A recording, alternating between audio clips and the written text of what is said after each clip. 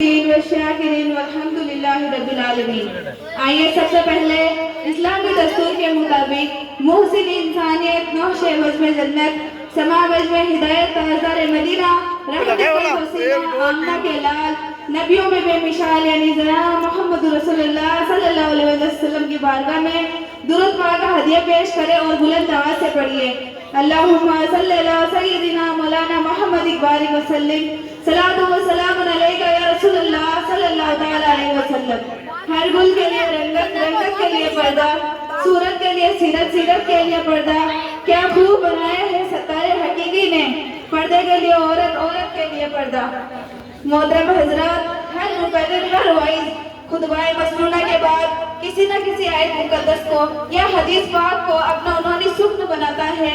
इसी कानून और ज़ाबिता के तहत मैंने कुरान मुकद्दस की एक आयत करीमा तिलावत करने का शर्फ हासिल किया है। अल्लाह तबारक तआला कहता है अनी जालुका व कुरानिसा, यानी अल्लाह ताला ने मर्दों को औरतों पर ताकतवर बनाया है। आप तारीख का मुताला कीजिए तो मालूम होगा कि हर दौर में मर्द हाकिम रहा है और औरत महकूम। अल्लाह तबारक तआला ने इंसान की हिदायत के लिए 1,24,000 अंबिया किराम को मबूस फरमाया। सब के सब मर्द थे। नबूवत का ताज किसी औरत के सर पर ना रखा। तारीख इस बात पर शाहिद है कि औरत मर्द का एक हिस्सा है। अल्लाह तबारक तआला ने हजरत आदम अलैहिस्सलाम की बाईं पसली से औरत को बनाया। इसलिए अल्लाह तबारक तआला फरमाता है अदी जालुका व मुना अल निसा, मर्द अफसर है औरतों पर।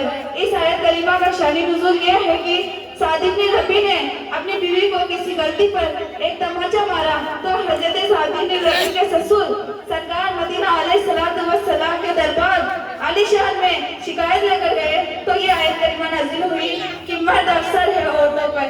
आप तारीख का मुताला कीजिए तो मालूम होगा कि इस्लाम से पहले औरतों की हालत नाकाबिल शुनीद थी। औरतों का कोई मकाम नहीं था, औरतों की कोई इज्जत ना थी।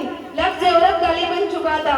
जी हालत यहाँ तक फैल चुकी थी कि बेवा औरत को मनहूस समझते थे, बेवा औरत के साए से भी दूर रहते थे, बेवा औरतों को सभी भारत की नजर से देखते थे। लोगों के दिल की यहाँ तक पहुँच चुकी थी कि अपनी लड़की को पैदा होते ही दफन कर देते। किसी लड़की का बाप या भाई बनना सबसे बड़ा बाप था। औरतों को नापाकी और गंदगी का मुजस्समा तस्वीर करते, औरतों के साथ जानवर जैसा सलूक किया जाता, औरतों के उसके फरियाद सुनने वाला कोई नहीं था, औरतों के उसके बाप के दर्द का हिस्सा देने का सवाल ही पैदा नहीं होता। औरत एक हकीर मखलूक समझी जाती थी। यहाँ तक कि औरत जुल्म व सितम का मुजस्समा बन चुकी थी।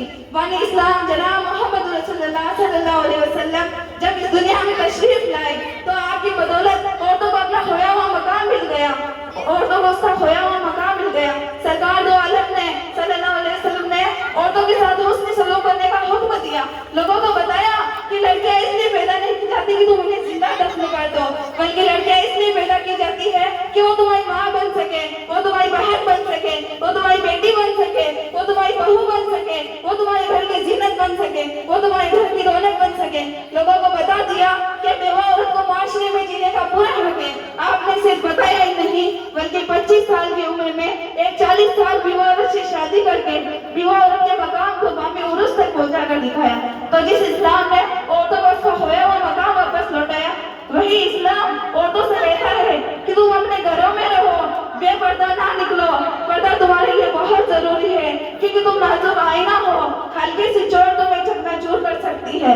तुम्हारी इज्जत व आबरू आईने की तरह नाजुक है। एक मर्तबा दरार पर जाने के बाद उसका मुदावा नहीं हो सकता।